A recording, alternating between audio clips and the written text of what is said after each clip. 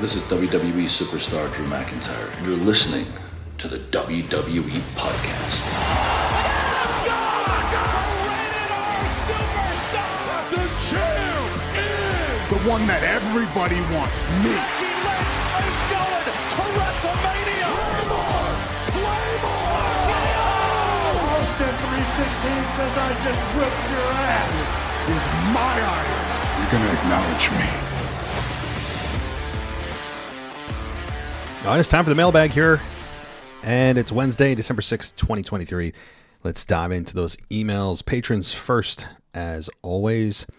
And this one's from Deanna. And Deanna writes in, and she says, just wanted to say, I'm so happy for you that your dream came true, and you were able to see Cody, your hero, Cody, live. I do want to say your turn Cody heel sign was prominent while he was out there. God, I can't stand him. Wow. Deanna, thank you. And I also did get your email. I did see the sign that was perfectly placed between Jey Uso and Seth Rollins after their match. I did see that. I did try to get that in as perfectly as possible, and I think I succeeded. So thank you, Deanna. I really appreciate that. And yeah, my hero, my life is now officially fulfilled. I can say I can die a happy man. If I died tomorrow, I'd be good to go because I was able to see Cody Rhodes. And he didn't ask. Here's the thing. Maybe he granted my wish. Perhaps WWE was listening when they didn't have Cody come out and ask Albany what we want to talk about. We didn't get that. And I know a lot of people were disappointed. I certainly was not one of them. And the fact that he didn't ask us this week is, it's something to be noteworthy, because he does more often than not ask what we want to talk about. But thanks, Deanna, for writing in. Thank you for being a patron, and we'll chat soon. All right, let's talk to Zach. Zach on Patreon says, yesterday I mentioned that Jey Uso should win the Rumble and ultimately end up in a triple threat match. Here's why and how to get there. Why is that no one is expecting Uso to win. It will also catapult him into superstardom. Imagine the Yeet movement waving their hands up and down going crazy. Talk about a moment. Okay, before we talk about how to get there, he's already, I think, teetering on superstardom. I mean, right now he is bigger, arguably, than even before the Roman Reigns or after the Roman Reigns match. He has really settled nicely into this babyface role. And after the match this past week with Cody Rhodes, Seth Rollins, that was just pay-per-view main event worthy. It really solidified him as a main event player, truly moving forward. He's no longer just taking the name main event Jey Uso. He's living it now. He's proving it. And I would agree that I don't think a lot of people would expect Jey Uso to win, but I also don't think he's the favorite right now. Cody Rhodes is still the overwhelming favorite again. LA Knight's in the mix as well, but he's no longer, I think, an underdog or a long shot to win. I think Jey Uso is in the top 5 at least in the conversation. So I don't know if no one's expecting him to win anymore, because he has proven it in the Yeet movement. I'm telling you, when I was in Albany this past week on Monday, the Yeet movement was as hot as anything could be. It got a bigger reaction than Cody or than Seth. And if WWE doesn't pay whoever has the rights to the Yeet brand, Yeet movement, Yeet whatever, your Yeet trademark, they're missing the mark on this, because this is catching on big time. I mean, you think about it. When I was at Raw, I'm thinking to myself, think about all the words, just 3 simple words that have exploded in WWE over the last 15 to 20 years. What with Austin, the Yeah movement with LA Knight, Whoa with Cody Rhodes, Yeet now with Jey Uso, and I'm sure there's more to come. And there's just so much to look forward to with Jey Uso, I have to say. Okay, how to get there. Next Monday Night on Raw, he hints to announce he's facing Roman Reigns. But before he makes the official announcement, RKO out of nowhere beats Uso so bad he's on the shelf for the next 2 weeks. This allows Orton to claim himself as the number one contender. Priest and Orton build a feud or even a title match. And at the same time, Priest and the Judgment Day continue their tension. Uso retains to interrupt the match. Uso has a match the next week with Orton on Raw, and if Orton wins, he's part of the World Heavyweight Championship match. Priest tries to help Uso win to avoid a triple threat, but ends up accidentally helping Orton. Boom, triple threat match for the U title. Uso wins at Mania, creating a new superstar. Sorry if that was too long. No, it wasn't too long. So, here's the thing, okay? Right now, Jey Uso is a superstar. He's never been world champion, but then again, neither has Cody Rhodes. Although I think championship runs are in both of their futures, no doubt about it. But I don't think RKO out of nowhere is going to happen to Jey. Now, Randy may eventually get around to Jey and turn on him and turn heel, but right now, Randy Orton is solidly on SmackDown, targeting Jimmy, targeting Solo, and yes, likely targeting Roman for the title at Royal Rumble. No doubt about that. So I think that right now, Randy with on the opposite brand, targeting different people, that's probably not going to be the case. But I mean, you could get to a triple threat for the title, but in WWE's history, there hasn't been a pattern of multi-man matches for the top belts. And I'm a big fan, especially at Mania, of one-on-one. But not impossible, Zach. Again, this Mania season is the most exciting I've seen in so long. And with the possibilities of course, Austin Punk, Rock Roman. I mean, those are possibles. I would say Austin Punk is more likely than Rock Roman, which is insane. You know, you have Brock Lesnar probably going to face Gunther. Have John Cena. I don't know who he's going to face coming out of, his slumber or his depression, coming back, making sure that he has a spot on WrestleMania 40. This is going to be one of the biggest WrestleManias we've ever seen. So, all right, let's see. Let's get to Alex, the French guy. He says, quick question. How much did you pay for your ticket for Monday Night Raw? I'll tell you. I have no problem telling you. You're asking because we don't have access to the tickets for Backlash in France. Okay. So here's the thing. I'll tell you how much I paid, but also you have to translate to your currency, to the euro, right? So I'll give you US dollars. And also you need to think about this. Your PLE or any PLE you go to is going to be more expensive than a Monday Night Raw or a SmackDown. So you're really not still comparing apples to apples. However, I'll give you the price. So I actually got a discount because what I did was get a $50 discount on my ticket because I did this PayPal had this offer where if I purchased with their credit card, opened the credit card and purchased with a credit card, they would take $50 off my ticket.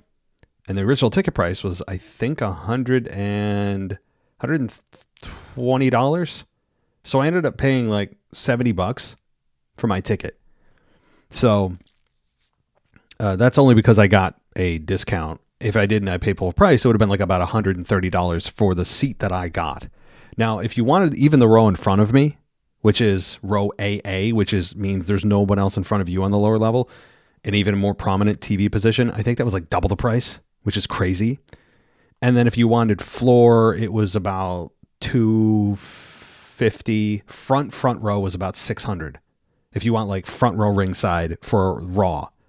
But those are almost impossible to get. Like row A, floor 5 for us, row A, is nearly impossible to get unless you want it secondhand, and then you're going to pay like 4 times that price. So, all right, cool, Alex. And if you get Backlash tickets, you definitely let me know because I'll, be looking for you for an in-person perspective on that.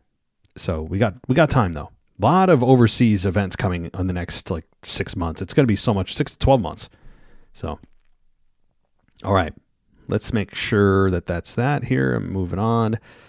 Let's continue with our patrons. And we'll go to DJ. He says, DJ Kuzma back at it again on our Mailbag show. And yes, it's official. that the Viper Randy Orton is on SmackDown, which makes sense. He's got unfinished business with the Bloodline, and we finally get to see both Roman and Randy confront each other on Roman's return. We both get to see Roman and Randy confront each other on Roman's return to SmackDown on the December 15th episode. Oh, that's interesting. Okay, so we got another week. Interesting, too, is that AJ Styles is scheduled to return to SmackDown soon, as he has unfinished business with the Bloodline, and don't forget about LA Knight, who most likely should get a rematch against Roman. Lots of storylines coming together here on SmackDown. But wait a minute. CM Punk is coming this Friday, and probably a one-off, and then back to Raw on Monday. Brand split or no brand split. It's really a great time to be a pro wrestling fan. Signing off, DJ. Thank you, DJ. Yeah, I said this too. It is a very fun time to be a fan. So much going on. I couldn't agree more. Thanks, DJ. All right. This is, let's see. Well, I see Shahar. I see your voicemail. We'll get to you when we get to the voicemail portion of the show. Let's talk to another patron, Bad Fish. Bad Fish says, first off, I want to shout out Jordan from Nova Scotia. Super dope to hear there are other fans from home. That is cool, isn't it? I really had no idea I had anybody listening from Nova Scotia. So I was listening to last week's Mailbag and got an idea for how CM Punk and Seth got booked for Mania. It starts in January, where Punk has a match with Roman at the Royal Rumble.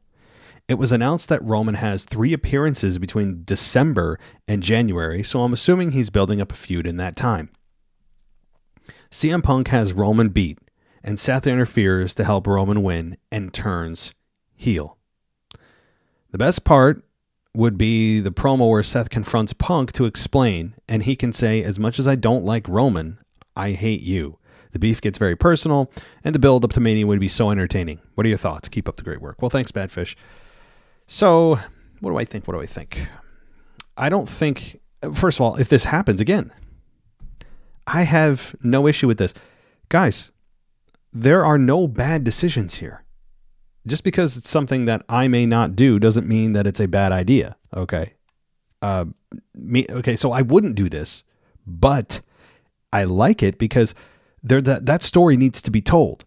There's still Seth and Roman that has yet to be told. After all these years, Seth Rollins and Roman Reigns has yet to be finished.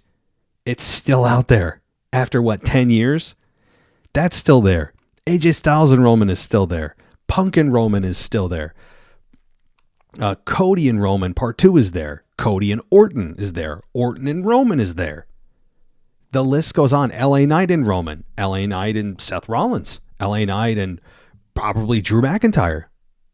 Guys, this is amazing. All the pieces are moving around here and being put into place. But it's not like we're looking at this going, oh, well, there's really only one combination left. They got to get to it. No. There's 18 different combinations of who hasn't faced who yet. And the pieces on the chessboard can be placed really in any position. And there's no bad choices. So as far as yours goes, again, I don't think that'll happen with Punk and Roman at the Rumble because Orton has been clear about his targeting. And he already confronted Heyman last week and told him to tell Roman Daddy's back, which means Roman Orton at the Rumble for the title. So Punk and Roman at the Rumble is not going to happen. From what I understand, Punk and Roman is something that they're going to stretch out for a while and wait on. So it may not be until after WrestleMania, SummerSlam, maybe next year's WrestleMania. They'll get to it, but they know they have that in their back pocket. They've got so many aces in their back pocket. It's like they're playing with 4 decks. This is just crazy. I have not been this excited about the product in a long time. So, but again, Seth turning heel, I think that's absolutely possible. Absolutely possible, especially given that he is probably going to face Punk at WrestleMania. And if Seth and Punk face each other at WrestleMania, the fans are probably going to choose Punk over Seth Rollins, which means Seth Rollins is probably going to lose his World Heavyweight Championship before WrestleMania because Punk challenging for the World Heavyweight Championship doesn't really make sense right now. I don't think it makes sense anytime in his run to have a championship. It doesn't need it. So at WrestleMania, it would really make no sense for him to do that. I think probably Drew McIntyre at the Rumble takes the belt in a potential fatal triple threat because from what I understand, Sammy was written off TV. So my my idea of a fatal 4-way that I had on Monday is probably not going to be the case. With Sami Zayn out, it's probably a triple threat match for the World Heavyweight Championship at the Rumble with Seth Rollins, Jey Uso, and Drew McIntyre. And Drew is probably going to win. That's my guess, which means it takes Seth out of the title picture and allows him to work with Punk heading into the WrestleMania. That's my guess. But again, think about all the possibilities. And you throw Jey Uso, who's rocketing right now. He's paralleling, I think, LA Knight in terms of support. So, all right, cool. Where are we going? Let's go to another patron, Freeman. He says, "Hi, Matt. Congratulations, you did it. You must be really proud of yourself. But I think WWE listened to you and your criticism on board when you were at the live show. That additional pressure made it so that Cody didn't ask what you wanted to talk about." I was curious how you would answer that one. I don't know if I would have just booed. I mean, there's nothing else I could do. You're drowned out by 15,000 other people. I would have just booed heavily. I wanted to get your thoughts on Baszler versus Jax. I know no one was excited for it, but in what universe was this match a good idea? Baszler's style and gimmick of submission holds only works if their partner is reacting to the submissions. Zoe Stark did an excellent job of fading, but Jax did her usual of not selling the opponent's moves, making this a bad performance. This has nothing to do with her weight and all about her acting ability. Anyway, anyone, no matter their weight, can sell a move, but once again, Jax refuses to sell anything, even passing out. Now, okay. I continue to stand by my statements. I don't take them back. I don't regret. I'll triple down on them about that her weight is a negative. And I think it's a net negative. Overall, there are some positives. She looks different, which is good. She isn't like most girls, as she says, right? But it creates a lot of negative on her body. If you're overweight, and she just is, along with a lot of men on the roster that are, you're going to put unnecessary strain, or more strain, I should say, on your joints, especially in the profession you're in, than you would if you weren't. Just science. But her no selling, I think, isn't really on purpose. I think it's that she just can't move as quickly as the other women. Now, you can still sell, even if you're a larger person, but think about like the Big Show. I'm not saying she's the equivalent of the Big Show. My God, she's not that big. But Big Show, you could argue, didn't sell. Think about that, right? Like, I know he's a giant. But on a smaller scale, Nia Jax is kind of the giant of the women's division. And you can't sell the same way that somebody like a Katana Chance or Zoe Stark would. You're twice their size, 3 times their size. You're not going to sell the same way. The effect of the moves on you should be less because you're bigger. That's just the way you present it. So I'm actually going to side a little bit with Nia on this, believe it or not, only because if you're a larger woman or even a larger man, it doesn't matter what class you're in. If you are the larger, if you're the largest person in your division or one of, you sell differently. And I think Nia, the way she does it, does look kind of like a little lazy. It does look like she doesn't sell. Now, maybe what would help is if you're right, like her emotions on her face improved. You can still sell in a way that makes it look like it's painful, but physically you're not going to move the same way as the other women, if that makes sense. So I'm actually coming to Nia Jax's defense a little bit on this, but overall I still find her just completely like not channel changing, but she's just not my cup of tea. That's all. One last thing I want to bring up is seeming the lack of variety in the women's division. Most of them had the exact same gimmick of just being the quote baddest, with the only real exception being Chelsea Green.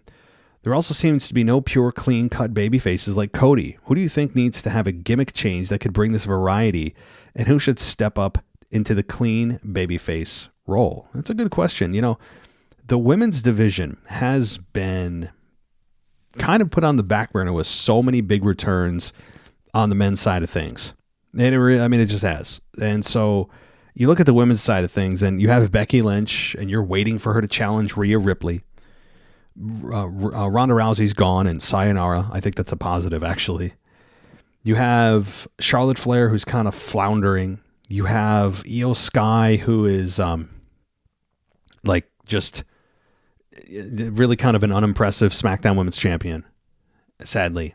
I mean, she's not a bad wrestler. Her character is just, there's not much there to work with. She feels like she's just kind of a belt holder, not a champion. It's just the way they've presented her. But I think Bayley has a real opportunity here. And when you say clean cut, are you're talking like a Cody? I'm not a big fan of those clean cut ones. Okay, I think those clean cut baby faces are not relatable. I think that they present an opportunity for a heel to come in and just completely expose the baby face, meaning they do bad things to the baby face and the baby face never returns in kind. It's just not realistic. Right? They always have to kind of smile through it or be the bigger man or be the moral compass of the show like Cody likes to be. I think the days of clean cut, say your prayers, take your vitamins, be a great shucks of a guy or woman are gone. Shades of gray are part of anyone's character. Now, I'm not saying we need to have tweeners where, well, I don't know, who knows what they are. They could be, there's shades of gray all the time. And as long as you're getting a reaction, that's all that matters. No. That's what WWE would say to cop out their inability or ineffectiveness to have a true heel or babyface. My point is, babyfaces can have an edge. Heels can have sympathy. It's just that those days, I think, are gone of just successful anyway. I mean, look what Nikki Cross did with her, her superhero gimmick. She was the most clean cut you could have, and it was god awful. Putrid. So, I mean, it led to like the downfall of her career. But thanks, Freeman. All right. So, let's see. Freeman, do you have another one here? Let's see. Oh, I just missed something. I think I just missed something. I wanted to get your thoughts on Bayley. Oh, that's funny. And where she's heading and where they are going to take her, take her back and her old gimmick. I've been watching WWE for 6 months, so I don't know all the history that's there. But with her current story and hinted breakup from Damage Control, I thought I would catch up on her journey. From what I can gather, she was super over with her old gimmick. Her Raw debut got a massive fan reaction to the point that I can't see that happening with any other current NXT talent that moves up.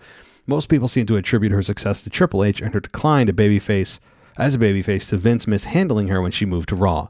That being said, do you think that fans would accept her old gimmick coming back now that Triple H would be managing again, or do you think it would be best to push her in a new direction altogether?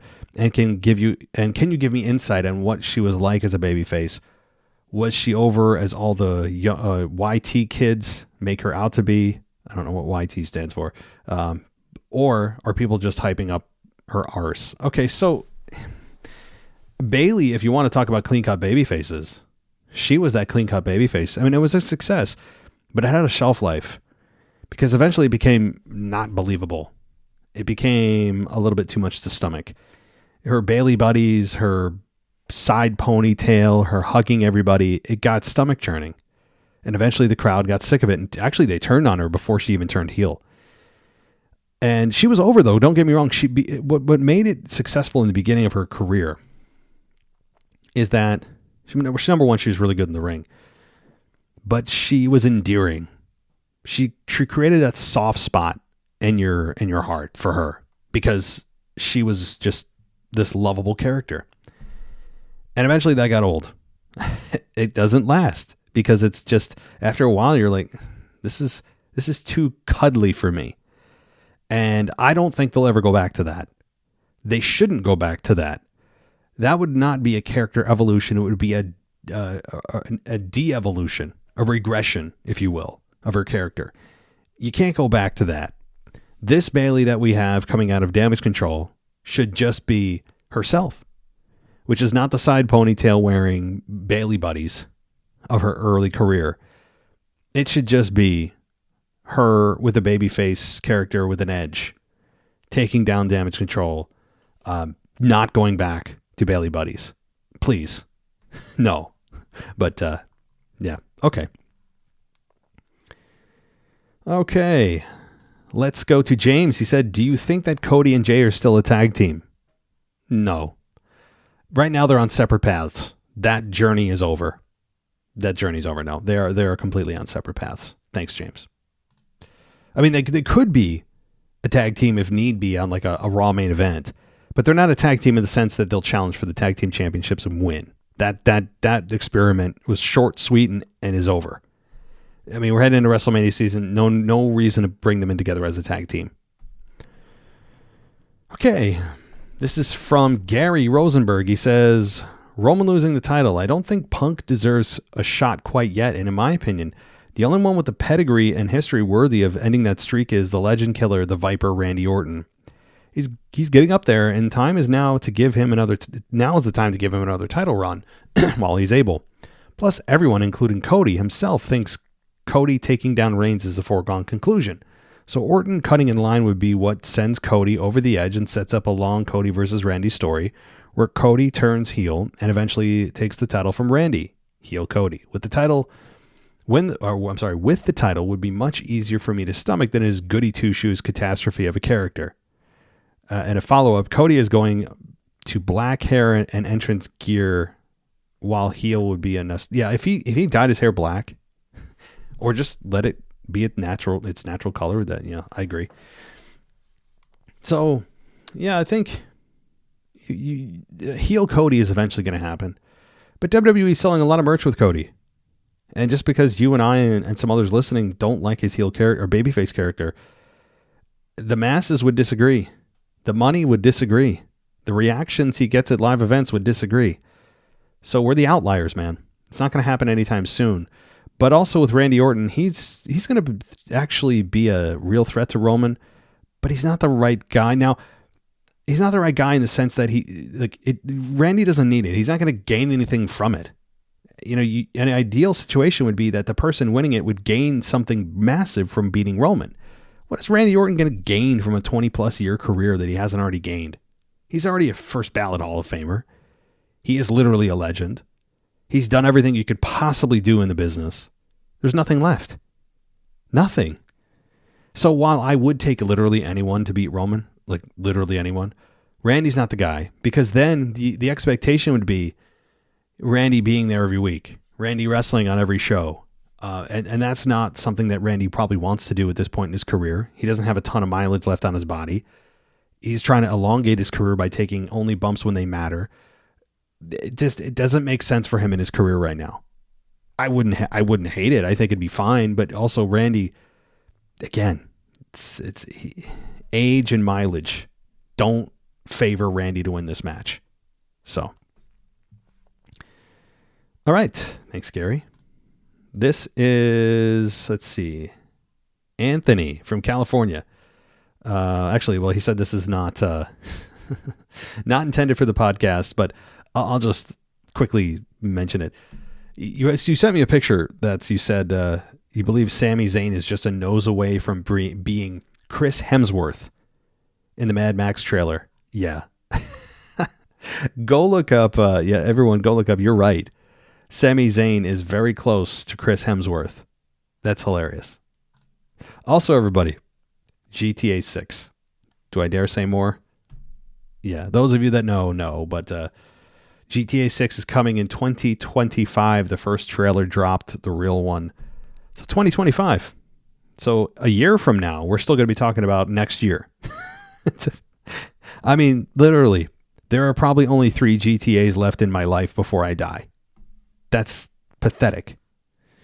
It's going to be, 12 years by the time they release it since the last one? It's unbelievable. Okay. Let's continue. Let's talk to Mason. He says, let me talk to you. Sorry I missed last week. I was kind of busy. Spotify Wrapped came out, and this was my top podcast of 2023, so thanks for that. WTF is the Ruffle Shuffle. That is the absolute worst part of wrestling. Second, why is R-Truth yelling at Akira Tozawa to keep it PG? I think others have said some worse stuff, like Ricochet calling Logan Paul a prick. Finally, why did Cody have to get the pin? I hate Cody. I hate that Cody has to have his hands in every pot. That's all by. Well, thank you, Mason. Thank you for making us your 2023 top podcast. We actually had, I'll give you a little number here. I think it was a little over 1,000 people who had this show as their top podcast. That was like 5,000 people or so that had us in their top 10, which is pretty cool. from the perspective of people making this an actual, daily podcast, daily listen. So thank you, Mason. Now, the Ruffles Shuffle, what is that? It's Akira Tozawa being comedy. That's what it is. It's Akira Tozawa being the comedic relief, the let me up moment. And why was R-Truth yelling at him to keep it PG? Because R-Truth says crazy stuff. And R-Truth is really good at comedy too. And it wasn't meant to be serious in the fact that, oh yeah, I know Logan Paul had said worse stuff. A lot of other people have said worse things, but it was R-Truth trying to be serious to Akira when obviously Akira Tozawa didn't say anything that bad. But it's just wacky stuff. And as far as Cody having his hands in every pot, I mean, yes. I've been screaming that from the rooftops for weeks. Everything that happens in WWE seemingly has Cody Rhodes' fingerprints on it. Every major move to a different roster has his fingerprints on it. I'm sure somehow he'll be responsible for CM Punk signing with Raw. He'll like co-sign or something with Punk. I mean, he'll draft the contract for Punk and help him put in some extra perks. Who knows? So, oh God, thanks, Mason. All right, that does it. I think for our. Yes, it does. It does it for our emails. So let's get to the voicemails right now. Hello, WWE Podcast. This is Sharon from Israel, and tonight CM Punk is not going to be, and not Randy Orton, and no one that came back in Survivor Series will come back to Raw. Well, that's a bummer. I'm telling you, they are doing something so weird with CM Punk. I guess they are giving us the CM Punk that we need, and not the CM Punk that we want. I mean, we want the CM Punk that will be against AEW and will, give strikes to wrestlers in the training area, and will be arguing with Triple H, and will do controversy, and CM Punk. But no, they will give you CM Punk, the good one, that will come on like once in 2 weeks, and will say a few words, and will be smiley, and will be a little bit like Cody Rhodes, will do promotion and advertisements, and telling you, man, that's so weird. It's kind of like, okay, this is weird, but I'm telling you, it's like my dog. So my dog got lately really, really tasty food. And because of that, she's hungry all the time because she wants this tasty food all the time. But I can't give her this tasty food all the time because then she will be fat. So all the time she's like, I want this tasty food, I want this tasty food. But she can't. So we're giving it just in night and morning. This is like with CM Punk. We want it every time, we want it so bad, we want it so controversy. But no, they will give it to us once in 2 weeks, and I don't know, we'll carry on. And speaking of what we want more, is Drew McIntyre as a champion. I'm telling you, they have to make him a champion. They have Seth Rollins, stop with this stupid song and your stupid face persona. You're not a face anymore. You're just irritating and show off, and I don't like you anymore. And first of all, I would want to talk about Sami Zayn. Damn you! Now, you need to know that some of the Israeli wrestling community did judicial things against him and made complaint and made email complaint to WWE about Sami Zayn, about his support in Gaza and all of that. And because of that, he deleted his tweets that support the Gaza and made a black in X and Instagram. And maybe, just maybe, because what we said to WWE, they wrote him off with his injury. So yeah, Sami Zayn is injured. And to that I say, yeah. Okay, WWE Top Podcast. Okay, Matt. This is Sharon from Israel. Bye. Sharon, good to hear from you, my friend. I hope all is well down there or over there. Depending on wherever you are, it depends on it's up, down, left, right. It's all right, relative. But as far as Sami Zayn goes, it's possible that WWE heard that. I mean, it sounds like if they got some kickback from people in Israel about the comments that Sami Zayn made, which, again, correct me if I'm wrong, but I think the only thing he said that was questionable was using the word oppressed, right? And that word is thrown around a lot about a lot of different groups, especially here in the United States. Everyone, oh, this group's oppressed, that group's oppressed. Right? No one's truly oppressed, okay, in the United States. I don't care what group you're from. Oppression is not something that is happening here. That's my opinion. But there are groups truly in the world that are oppressed. Oppression is, I think, again, it's like when someone says, oh, I have PTSD. It's an overused term. However, things going on over there are obviously very serious.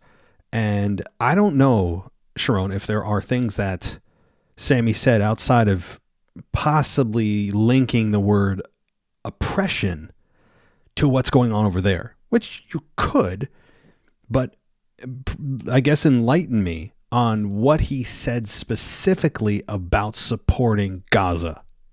That is what I'd be interested in, because just solely using the word oppression doesn't really warrant any kind of action. I mean, again, it's just kind of like a word that is thrown around a lot by a lot of groups in the world right now.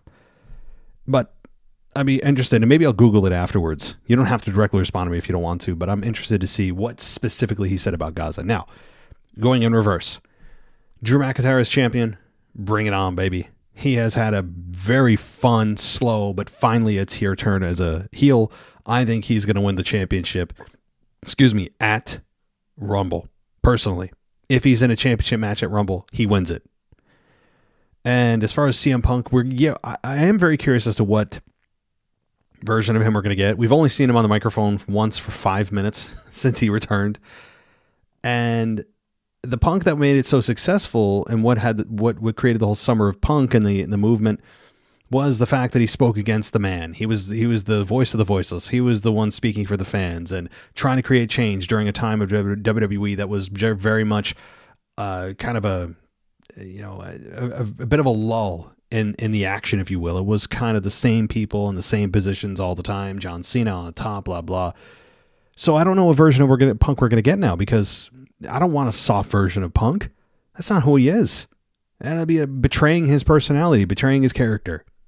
So I'd hope it's not him supporting WWE, but at the same time, he can't go also back to exactly what he was, right? Like fighting the man, fighting the machine. What are you fighting now? Who are you fighting? Vince is gone. Like, what's your goal? To bring change? What kind of change? So he can't just go back to what he was 10 years ago. He can bring elements of that into his promos, but he can't have his mission be, I'm here to instigate change. Well, why? Like, what's wrong? So I'm very curious on what his mission statement is. I agree. But thank you, Sharon. Good to hear from you. Let's continue. Podcast world, this is DJ Kuzma back at it again on your Mailbag show, recording to you live on a Wednesday morning, on another cold, very chilly Wednesday morning. And let's get to your favorite show to come on every single week on the Mailbag. And I'm talking about the Veer Mahaan Report. Now, the Veer Mahaan Report took place this past Monday night on Monday Night Raw, live from Albany, New York, or as Matt would say, Albany, whatever the case may be. It was down in Matt's hometown. That's right, the official head of the WWE Unofficial Podcast, Albany, New York, Matt was representing the podcast on Monday night. And yes, I did see your sign, Matt. I did see the WWE podcast just floating around. And now that picture is, I guess you could say, it's going viral on Twitter. But hey, before I get carried away, I must say you should frame that picture. If you get a chance, Matt, frame that picture. Put that maybe somewhere in your living room. Put that somewhere in your bedroom or wherever you could put it. Just that picture of the WWE podcast sign with, of course, you see none other than main event Jey Uso shaking hands with Seth Rollins. That's a good visual right there. So if you haven't heard about the WWE Unofficial Podcast, you have now seen the sign. Subscribe to Patreon and enjoy all the great shows. Now, of course, let's get to the Veer Mahan Report. And yet again, as what we saw last week, they were in the tag team turmoil match. Yet again, they are not on Monday Night Raw. In a night that had tag team matches of DIY versus Imperium, of Cater and Carter versus Tegan Nox and Natalya, and of course, none other than the Creed brothers going up against Dirty Dom and JD Wadani. In a night that had so many tag team matches, where were they in this year? Nowhere to be found. Not in the backstage. Not even in talking to Adam Pearce. Nowhere to be found. I need to see consistency with this tag team. If there's any sort of push for them to get into some sort of program in the tag team division on Monday Night Raw. Now, with that being said, and before I go on a further rant on this situation, because my guys, Veer Mahan, Sangha, and the modern day Maharaja need to be on Monday Night Raw consistently. Now, with that being said, this is your guy, DJ Kuzmo. Have a blessed week. Be kind to one another. Stay used to my friends. Stay warm up here in the East Coast. And peace. Well, thanks, DJ, for the little plug there. I'm glad you saw the sign. And I did get, again, as I said, I got a nice shot, perfectly placed, of the sign in between Jay and Seth. It is a very nice sign. Maybe I'll frame that and put it above my bed in my room. My wife will love it. Maybe I'll make it her Christmas present. I mean, she can unwrap it Christmas morning and see the glee on her face, of what I've accomplished. No, but really, it is. I did somehow luck out on that one. And the thing is, you can tell when the camera's on you and when it's on, because the hard cam turns red when you're live, and it goes off and on and off and on because they're changing camera angles constantly. And I saw it go red, and I'm like, all right, I got to get it up. And I threw the sign up, and so here we go. No, I appreciate that. I appreciate the plug. And as far as the end of Sheer goes, yeah, man, we need consistency. That's the key. And there's no consistency right now with them at all.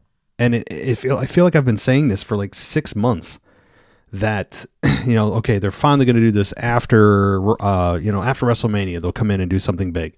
Okay, well, they'll do something big in Saudi Arabia. Okay, well, in Asia. Nope. Like, it's like, what's going on here? I'm not saying they need to win the tag belts. Remember originally they were scheduled to face Kevin Owens and Sami Zayn for the undisputed tag belts, and then that got completely nixed. What the hell's going on? And again, with, like you said, with all the tag team wrestling that we had this past week at the 3-hour show, you couldn't squeeze them in something. It is very puzzling. They're a really fun team to watch. Jinder Mahal has a perfect role as the manager, as the mouthpiece that can also take a bump. I don't know what's going on. And it's like, are we going to pull the trigger or are we not? Because they take like 2 months off at a time. Then they suddenly show up talking to Adam Pearce. They might show up on a dark match or on a non-Hulu version cut of Raw and have a quick match, and then they're gone for another 2 months. And it's like this same cycle. Like, what the hell is going on? I don't know. I really don't know. But there needs to be way more consistency. I couldn't agree more.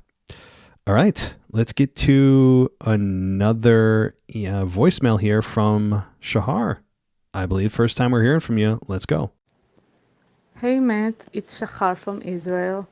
I thought that after all the emails, it would be nice to send a voicemail. By the way, I'm also from Haifa, like Sharon, so it is a very small world. I wanted to tell you that you had a great spot on Monday Night Raw. Like, I immediately noticed the WWE podcast sign, and it was really cool. A few things I wanted to say about the episode, which overall was great. Isn't it funny that the one time you attend Monday Night Raw, Cody doesn't start with, "So, Albany, New York"? What do you want to talk about? Maybe he knew you were there, so he didn't say it because he got scared. I don't know. I think the main event was great. The ending with Drew was a bit predictable, but yet awesome. And for me, it's a bit frustrating because Becky, for the last 2 weeks, appears for a minute or two. But it is what it is, right? And one more thing I wanted to say about SmackDown. Just like you said on a week in review about the Logan Paul segment, the minute he called himself the fastest rising star in WWE history, I was sure that LA Knight will come out. Because not only that, he also mentioned like the candidates for the US Championship, and LA Knight wasn't there. So I was sure that he will come out and like say something about he is not on this list, and about he calling himself the fastest rising star in WWE history.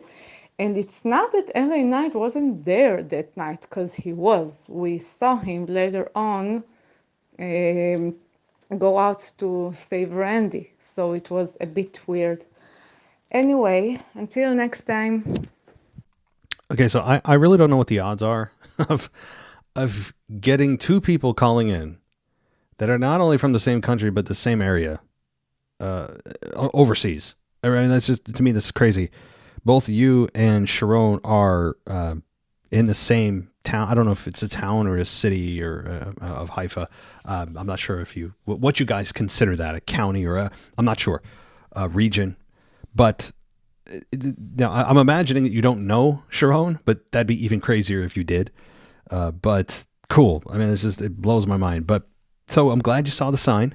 I was shamelessly promoting my own show and attended the show, half because I love wrestling and want to just enjoy the show, half of me just being a shameless hack and promoting the show. But you're right. I mean, I think that's exactly why Cody didn't ask Albany, New York, what we want to talk about. I mean, there's no other explanation other than I instilled fear into his heart. He knew that if he asked that question, he would have to look me in the eyes in the audience and tremble with fear that I was going to get up from my seat and charge the ring. So he knew. It's a smart decision on his part, knowing what consequences would result from him asking that question. So there's absolutely no doubt in my mind. It's simply because I was there. My presence alone. He saw me he saw me purchase the ticket. He saw my name on the list of those who have purchased the ticket that are coming to the arena. He said, "Oh boy, Matt," and he saw my name, and he said, "I can't do it. I got to drop this whole what do you want to talk about thing because he's going to be here, and look where he's sitting. He could charge me, and I can't do anything." So I think you're right. You're right. You're absolutely right. I think that's exactly why, because I can't think of another reason, Shahar. So thank you for letting me know and reminding me the reason why. But Becky Lynch appearing for a minute or two. Becky, as I've said, she has been on this weird journey the last year. She's been, I don't want to say irrelevant, but not living up to the numbers on the back of her baseball card, if you know what I mean. Like, we know what she's capable of. We know what she's done. We know what she can do, and she's been on the back burner for so long. Now, you could look at that as a negative, and it seems like you're annoyed by the fact that she's there for a couple minutes. But also, doesn't it make it more exciting when there is that time for her character to kind of take a rest and take a bit of a backseat, so when she comes back in, she's recharged and it feels a little bit more fresh? So there is that if you want to look at the positives. But I'm ready for her to move into a program that actually matters. I mean, sorry, Nia Jax's program doesn't matter. I would think it's the last pit stop before she gets to Rhea Ripley. That's my assumption. Finally gets to Rhea Ripley. And LA Knight coming out, or we thought he was going to come out once Logan Paul called himself the fastest rising star. I would agree. And it seems like the U.S. title picture with Logan Paul versus LA Knight would be a perfect shoe-in. And it may be down the line for the U.S. title, and LA Knight will probably win if he's not in the major title picture at WrestleMania, which I don't think he will be. But they're just not ready for that. He's still targeting the bloodline. That seems to be his mission right now. And that's fine. That's a higher level than in the U.S. title. But we all know that eventually he's going to get kicked down as Randy faces Roman at Royal Rumble and LA Knight maybe faces Solo Sikoa. And then after that, he moves on and out and goes into the Rumble, probably doesn't win the Rumble, although he'll be a Final Four, I would imagine, and then probably faces maybe, Logan Paul for the U.S. title and wins the U.S. title at WrestleMania. That's my guess, short term, medium range for LA Knight. Well, thank you, Shahar. I really appreciate you calling in. Feel free anytime to give us a ring. All right. I think we only have a couple more here, so let's get to it. It's Kyle from Baltimore. So I wanted to talk about Jey Uso and his performance out on Raw against Seth. I thought it was really good. It was a really great match, and he really proved himself to be as a main event player. It's not just a T-shirt. It's not just a catchphrase. I think he really is the real deal.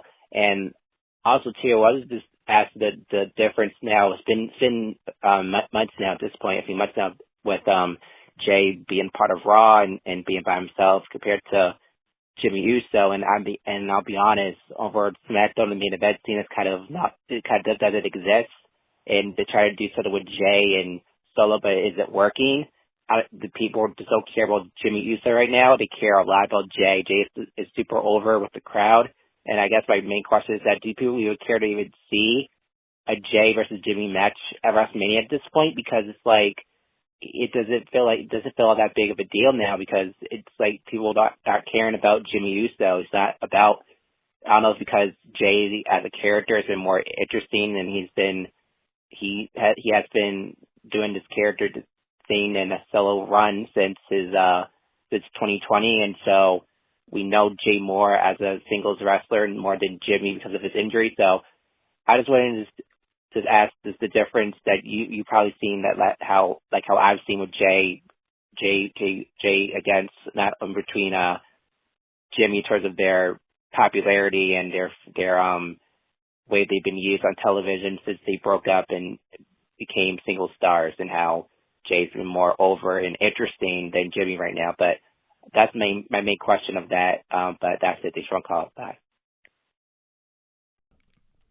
Kyle, yeah, great question. Great observation as far as the differences between Jimmy and Jey. I mean, it's not light years, but there's quite a distance between the two in terms of where they are in their solo careers right now.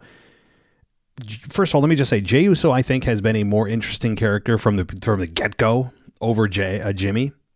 Jey has had kind of this charisma that you can't help but gravitate to. Jimmy, it's not that he doesn't have it, but Jey, let's be honest, exceeds it.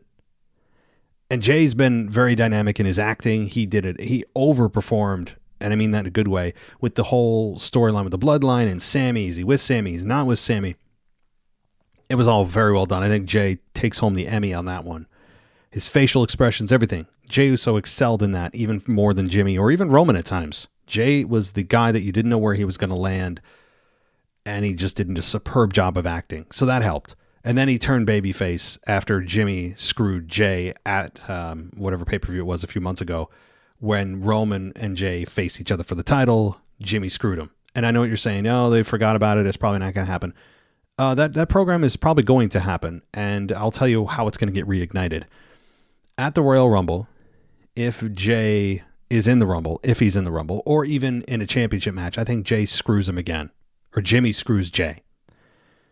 Because if Jimmy or Jey's in the Rumble and maybe Jimmy gets eliminated, Jey is going to be eliminated by his brother.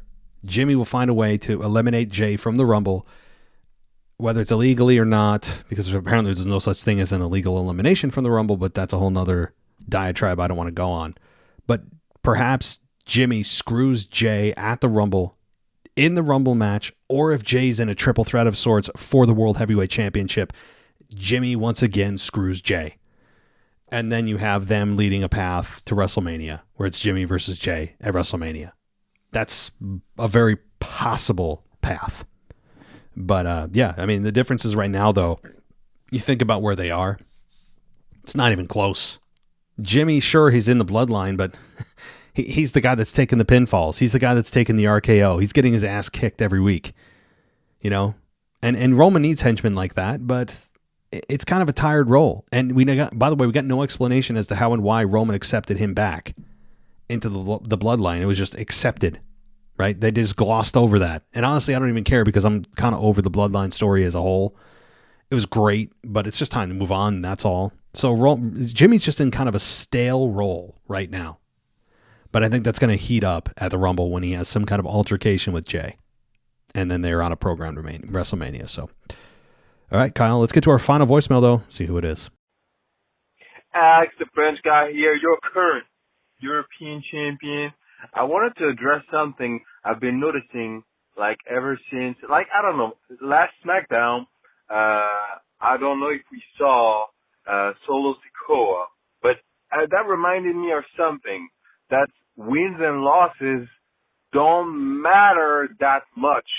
And what I mean is a good booking whenever you lose might win and a loss. That's what I mean. So many times, sometimes you address it, Matt, but look, I struggle to find Solo Sikoa like a superstar, and I don't believe, I think going into Crown Jewel, him beating John Cena hurted him more than it gained him something else, because it didn't gain, I don't find Solo Sikoa more attractive than before, after beating John Cena. Same thing with Austin Theory at WrestleMania.